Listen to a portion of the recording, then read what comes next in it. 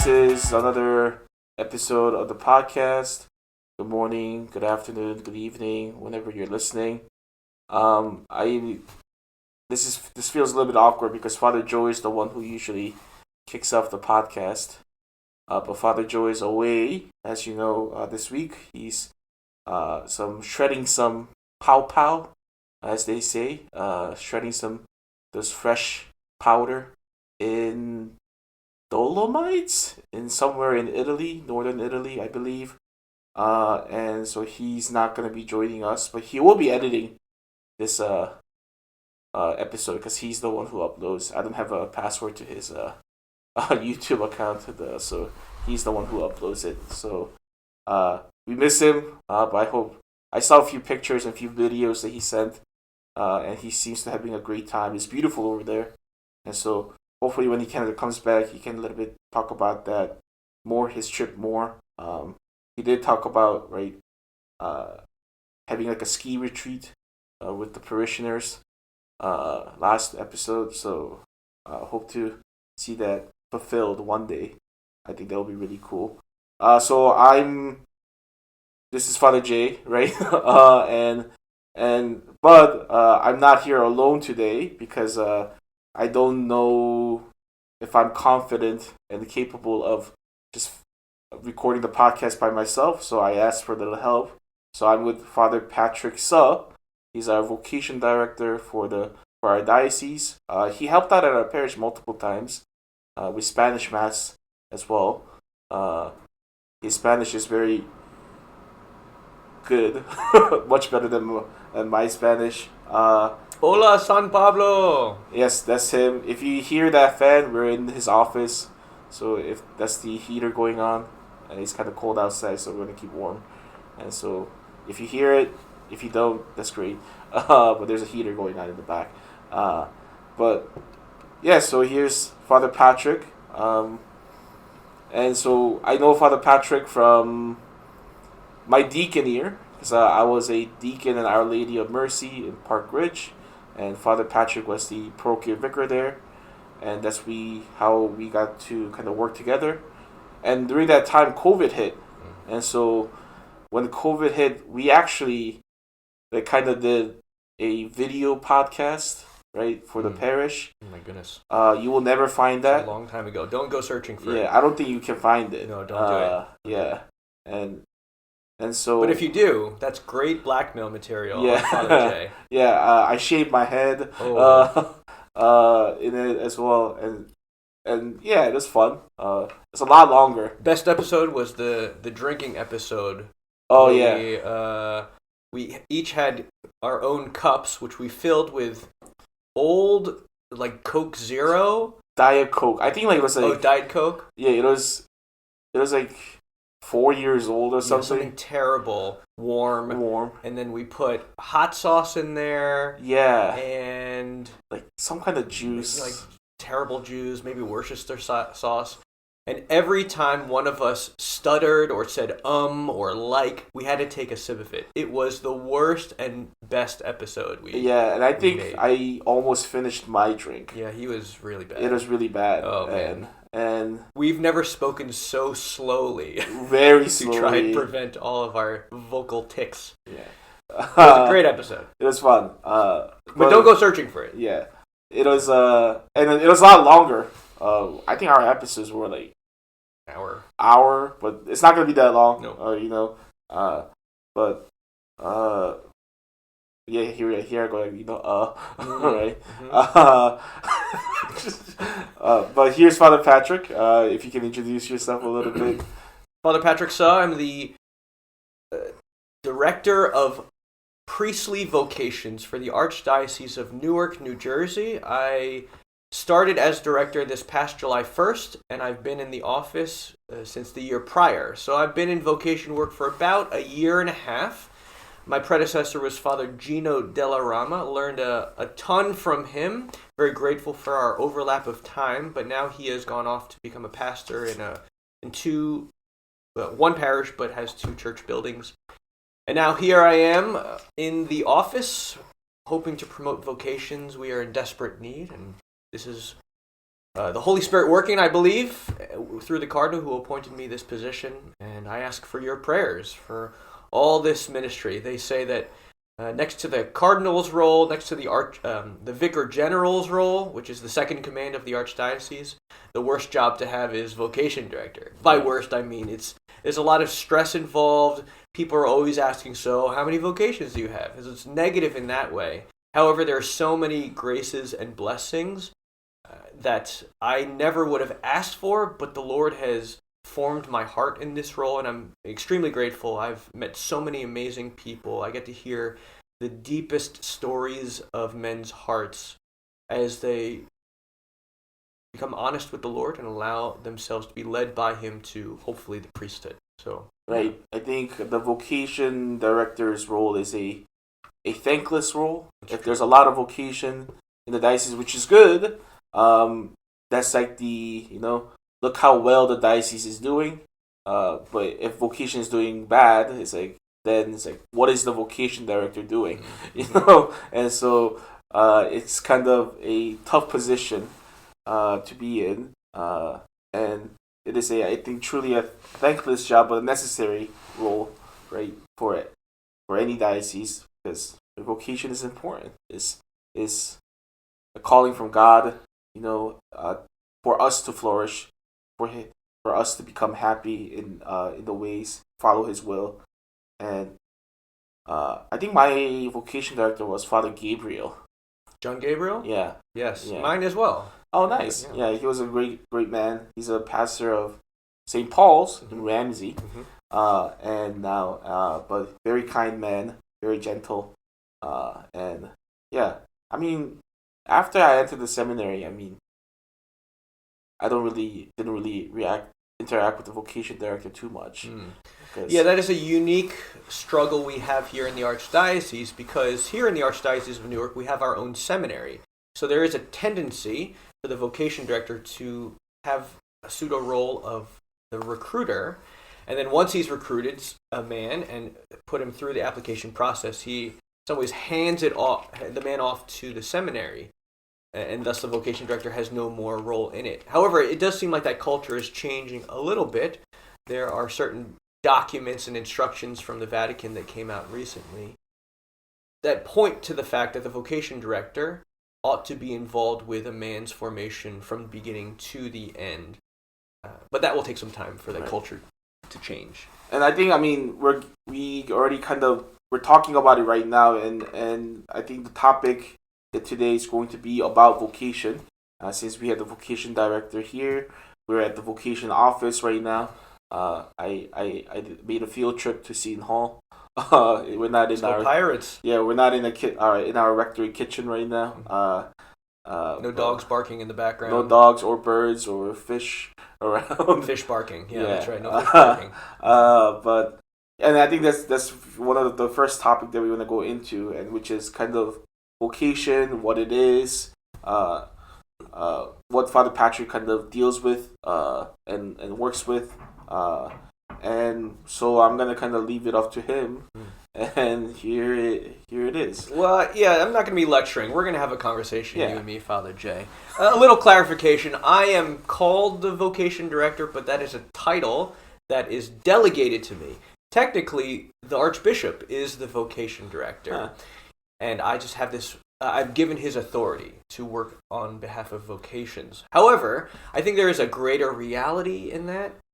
We say that all the pastors, all the priests are the vocation directors because, for example, I get to go to different schools and different parishes, but when I go, I get to see them once every few months, maybe once a year, depending on the parish or the school.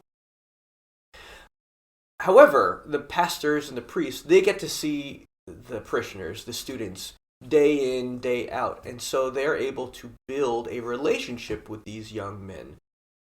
And so, in some ways, in a very important way, the priests are a very important vocation director at the parish level.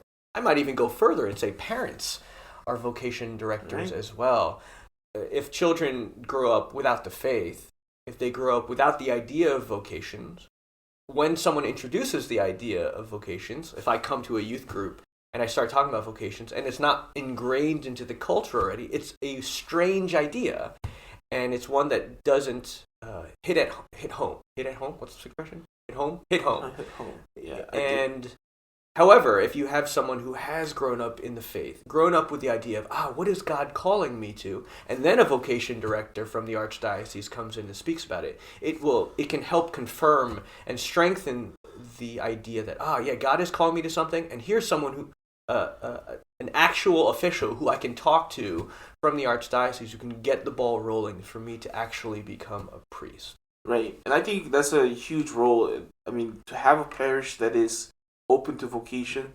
I think I was very blessed with when my home parish is the Korean Martyrs in Saddlebrook, and at that time we have a vocation support ministry. So there's a group of ladies who will just constantly praying for vocations, and when we actually got into the seminary, right, they will support us in any way possible. Like they will provide us with money for the books that we need to buy for the classes, or they'll treat us to dinner in a certain sense too.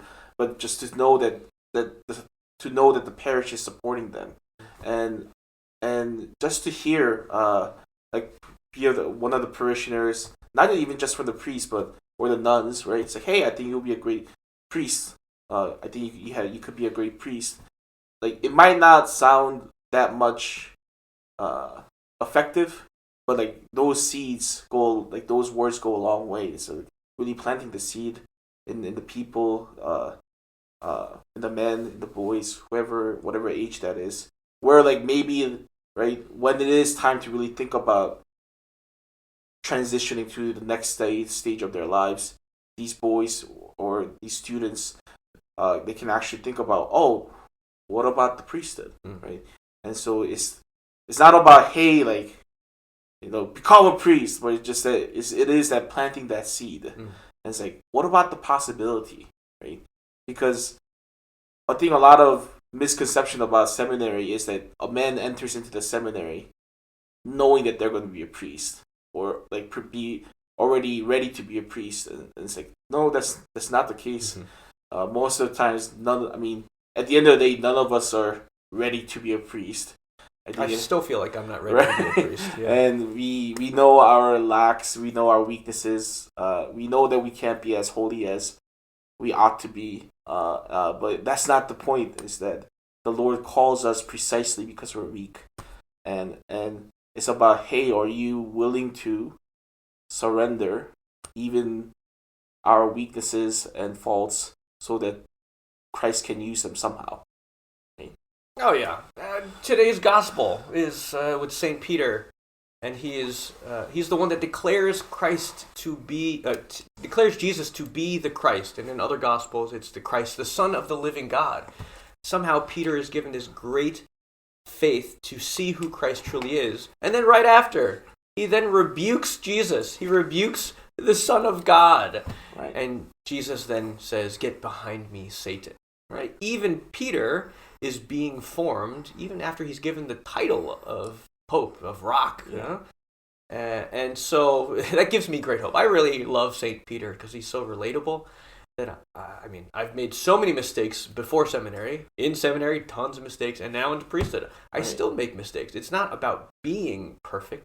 It's actually about realizing how imperfect we are, and then allowing the Lord to save us from our foibles and blunders and imperfections, and most especially the worst of things of the human experience, namely our sin and our death.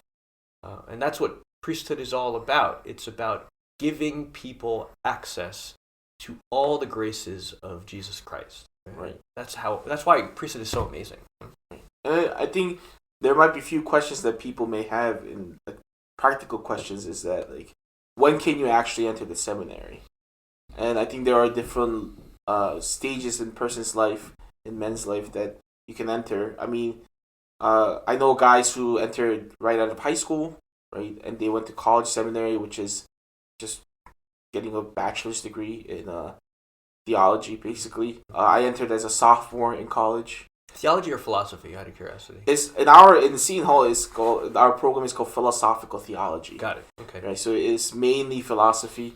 and then you have the basics of theology introduced to it, and then once you go into major seminary, then that's when you get into the more particular theology. It's a good thing we're having this conversation. Yeah. As a vocation director, I should probably know this. But Father J is he himself went through St. Andrew's Minor Seminary or College Seminary, and I never went through that, so I'm not as familiar with the culture as Father J is. So thank you for that insight. Yeah, and then there are certain men who had already been working in the world, have their careers, right? And they kind of join late, but it's right, and usually they enter the major seminary right away, and obviously they'll be introduced with the philosophy in the beginning, but and then they'll join to the theology track afterwards. So right, you joined. Yeah, I joined when I was 29 years old. I had several years in medical school. Following upon all the years to get all the prerequisites to enter into medical school and the exam, the MCATs to get into medical school. But after medical school, I was discerning religious life, so I thought the Lord was calling me to be either a friar, like a Franciscan, or a Dominican, or I thought he might be calling me to be a monk, like a Benedictine or a Carthusian.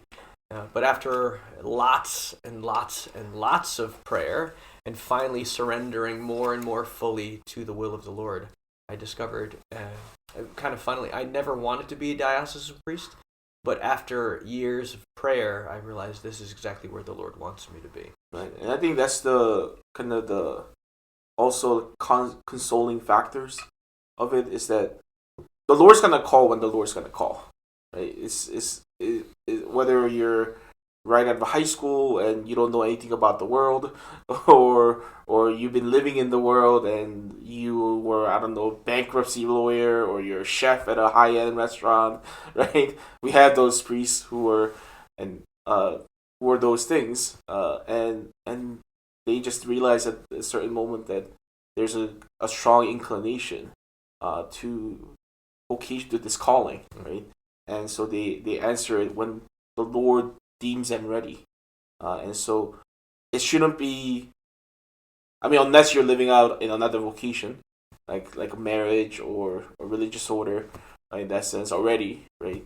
I don't think a person should be always open to all of the vocations at all times until one is actually living that life of vocation, right?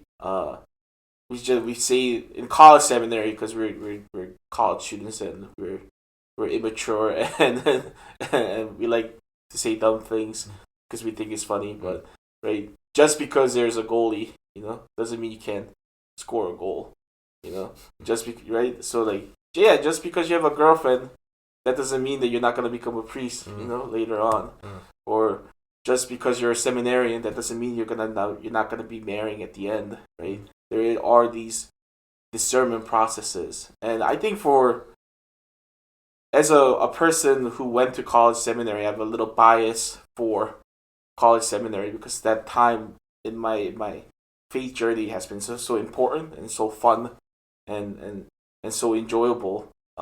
And I made great friends and had an amazing time.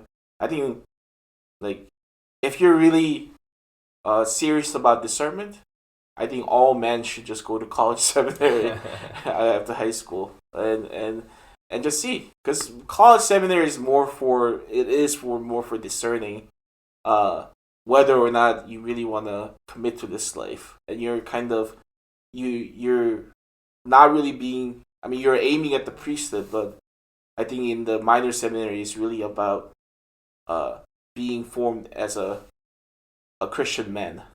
A man who is willing to devote themselves to God in whatever way possible, to love the church, to find ways and to have a prayer life, and to see sacramental life as an important thing, actually a priority in their life, and to aim for virtues and those kind of things. And so, what do you think? Yeah, it's funny. I was just at St. Andrew's Minor Seminary last night for our Come and See event.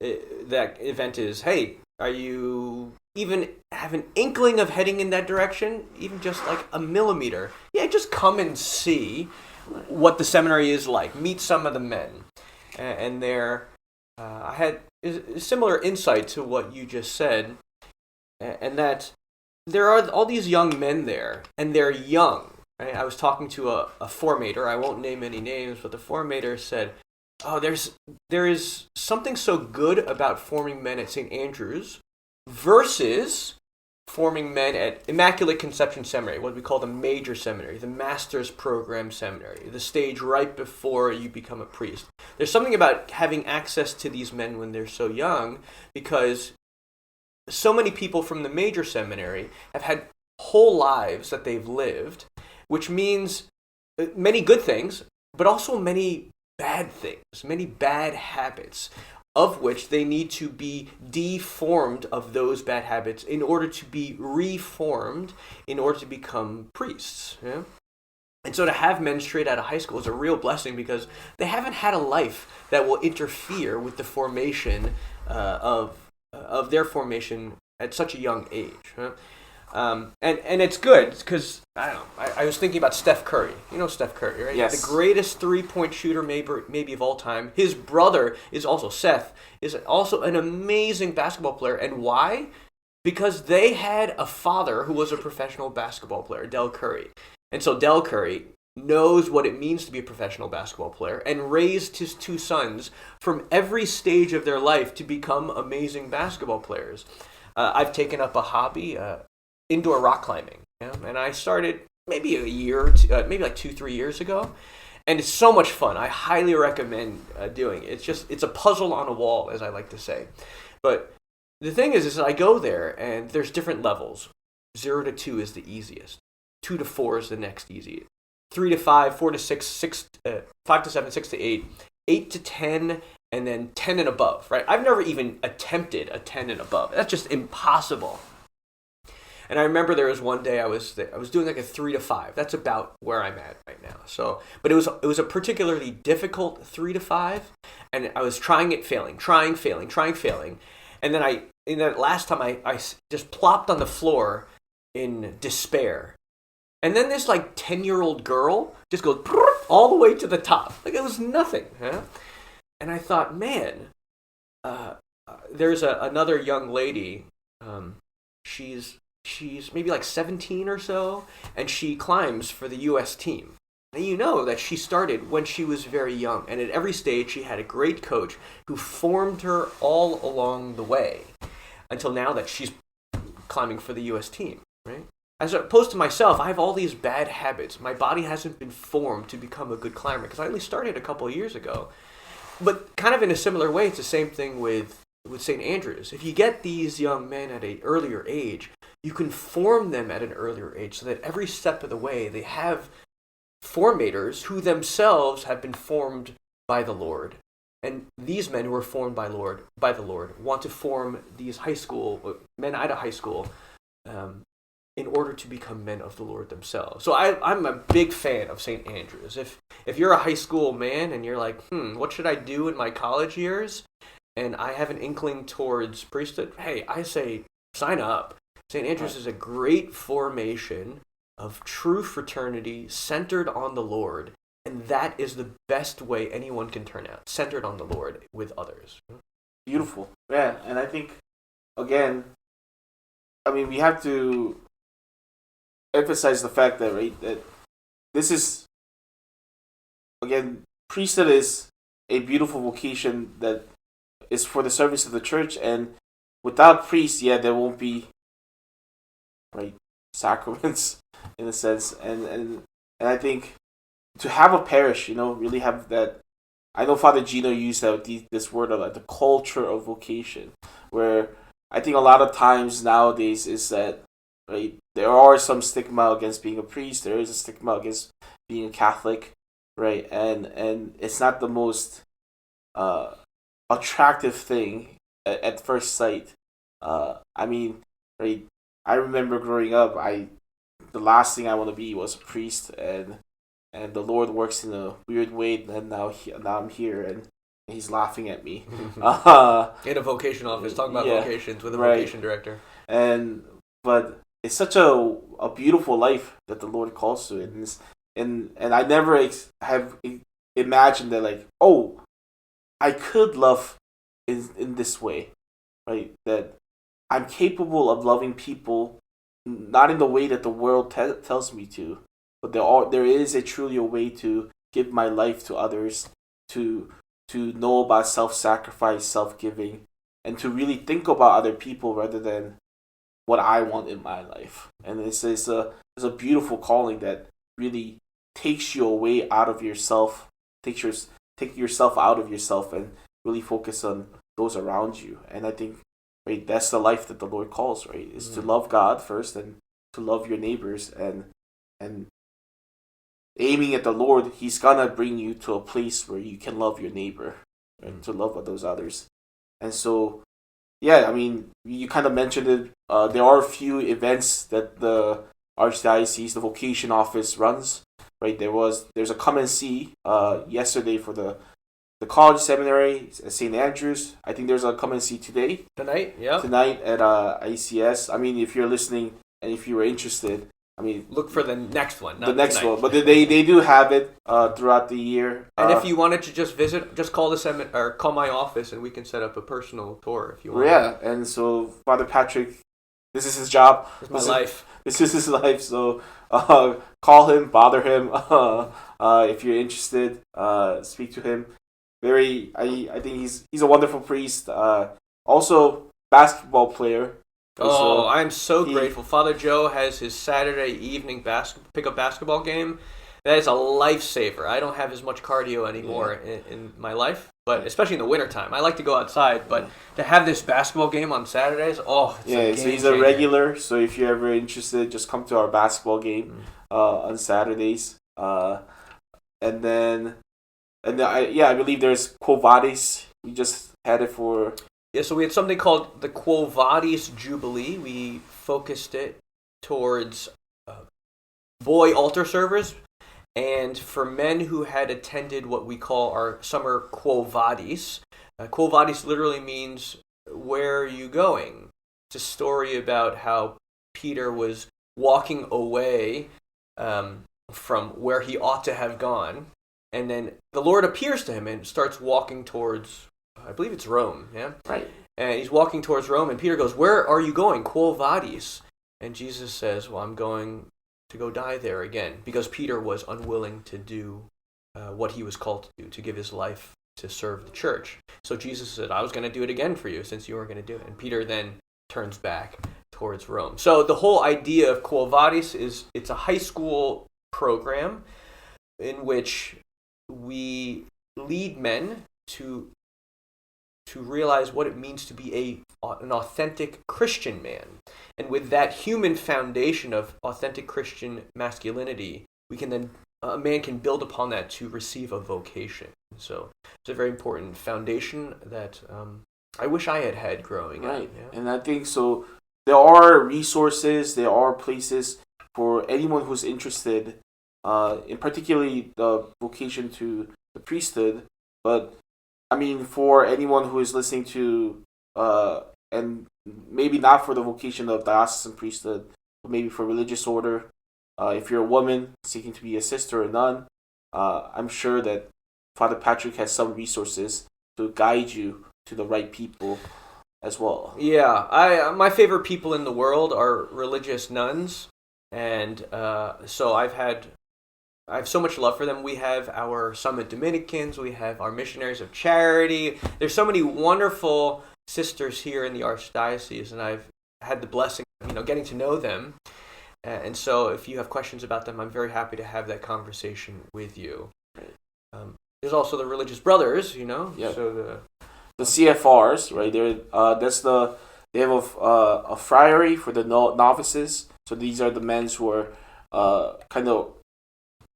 already part of the order, but they're preparing to make their vows, and so they're still discerning in that process. They're living out that life, and they have a friary in Newark. That's where I had my retreat, and it's a beautiful place. My son is Newark, and it's in the middle of the city, but the friary itself is even though it's in the middle of the city, like once you enter it, it's very peaceful, and it's surprisingly quiet.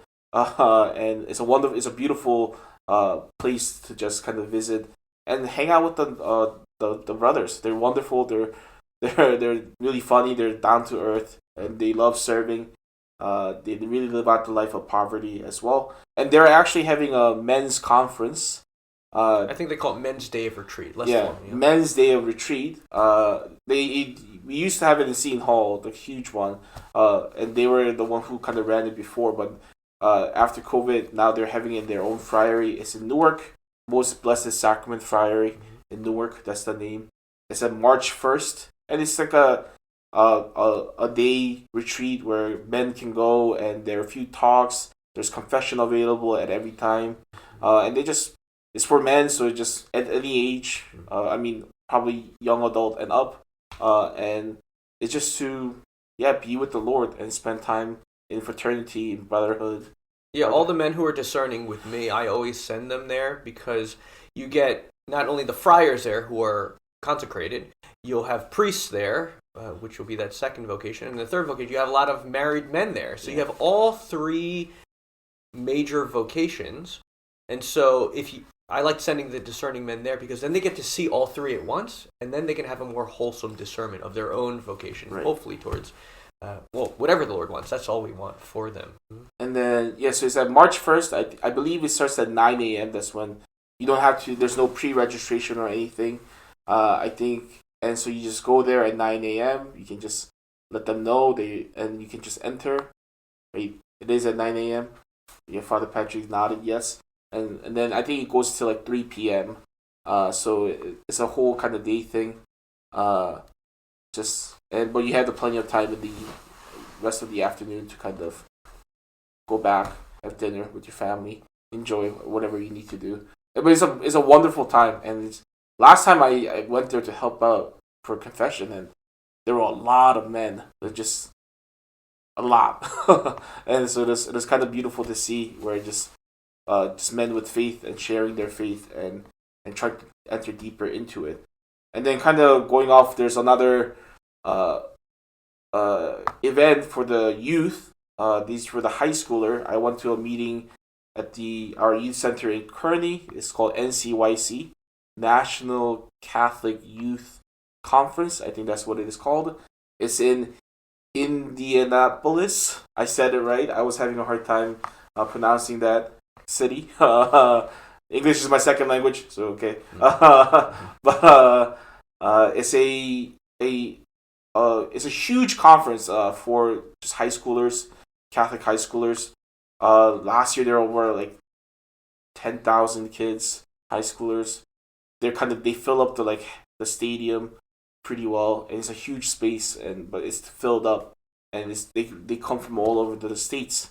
And I'm kind of trying to, St. Paul, our parish is trying to go. It's in November. It's in 20 to 22nd, I believe, right before the Thanksgiving break week. So more information will come. But if anyone's interested, either in helping out as a chaperone, or if you know any youth and high school kids that may be interested, please just let us know. And we're kind of running late, and so we're gonna go into the gospel. And so this is the Sunday's gospel, and it is from the Gospel of Luke. Jesus said to his disciples, To you who hear, I say, love your enemies, do good to those who hate you, bless those who curse you, pray for those who mistreat you. To the person who strikes you on one cheek, offer the other one as well. And from the person who takes your cloak, do not withhold even your tunic. Give to everyone who asks of you, and from the one who takes what is yours, do not demand it back. Do to others as you would have them do to you. For if you love those who love you, what credit is that to you? Even sinners love those who love them. And if you do good to those who do good to you, what credit is that to you? Even sinners do the same. If you lend money to those from whom you expect repayment, what credit is that to you? Even sinners lend to sinners, and get back the same amount. But rather love your enemies and do good to them, and then expecting nothing back. Then your reward will be great, and you will be children of the Most High, for he himself is kind to the ungrateful and the wicked. Be merciful just as your Father is merciful. Stop judging and you will not be judged. Stop condemning and you will not be condemned. Forgive and you will be forgiven. Give and gifts will be given to you. A good measure, packed together, shaken down, and overflowing, will be poured into your lap. For the measure with which you measure will in return be measured out to you. The Gospel of the Lord. Praise to you, Lord Jesus Christ.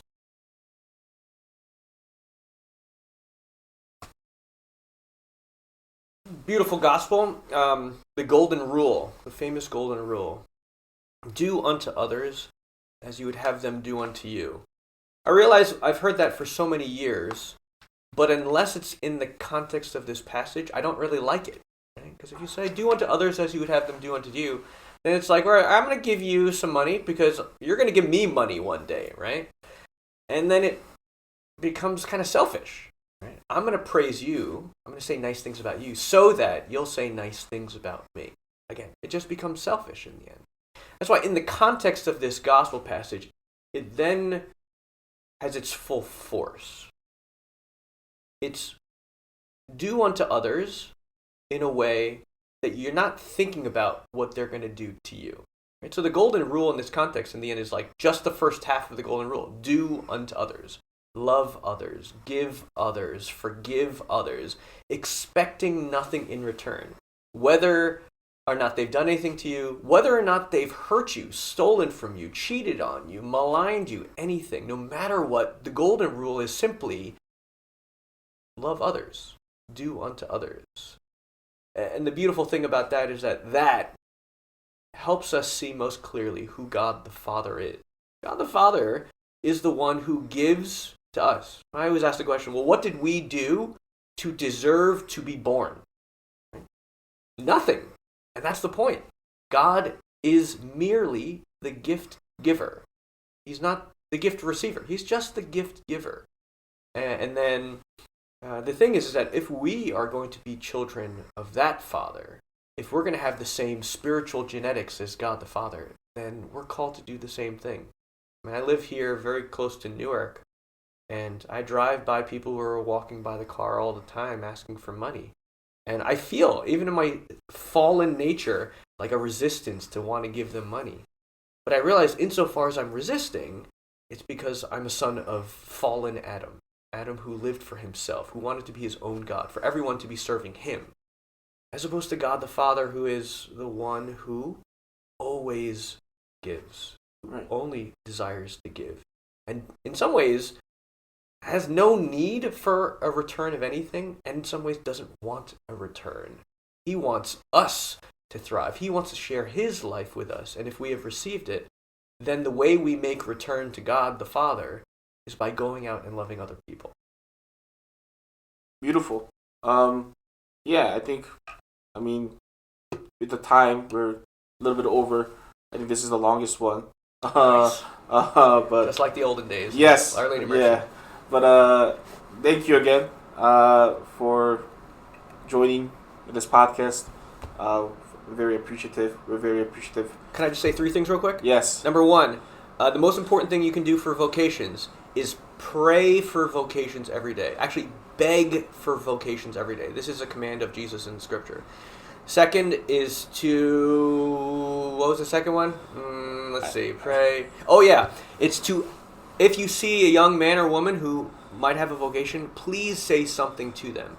90% of every seminarian or priest who ever entered, they say, yes, their pastor said something. However, if another person said something, the chances of them entering seminary and becoming a priest increases exponentially. Then if you ask another person says something, it increases even more. If it's just the pastor saying something to a man, it's just an opinion of one person. But if multiple people say it, it's then a church asking the man to the priesthood. And then the last thing is something called by name. It's going to be something hopefully Archdiocese wide. We're going to have a weekend in which every parish is going to invite parishioners, you parishioners, to look around you and say, there is some man I think, maybe could be a priest one day. We're going to ask you for their name and for their contact information so that we can have the Archbishop write them a personal letter to invite them to an event, to invite them to spiritual direction, to invite them to discernment groups, so that they can have their vocation fostered. Right. And as we know, I mean, having a seminarian in the parish is such a blessing and it's such a joy for the parish as well. We had James, our seminarian right now, who's studying at ICS, Immaculate Conception Seminary, and he loves the St. Paul's, but the people really love him as well. And it's that just being there and being a witness to saying, hey, there's a man interested and aiming for this life is a wonderful thing. And without the prayers of the people, we can never get there. And so I think it's a beautiful thing to really pray and encourage vocations within our own parish, and to be that again the culture that can actually foster and plant seed for God to call laborers, right? And so I hope that our parish can be kind of that parish as well. I aim to be that parish.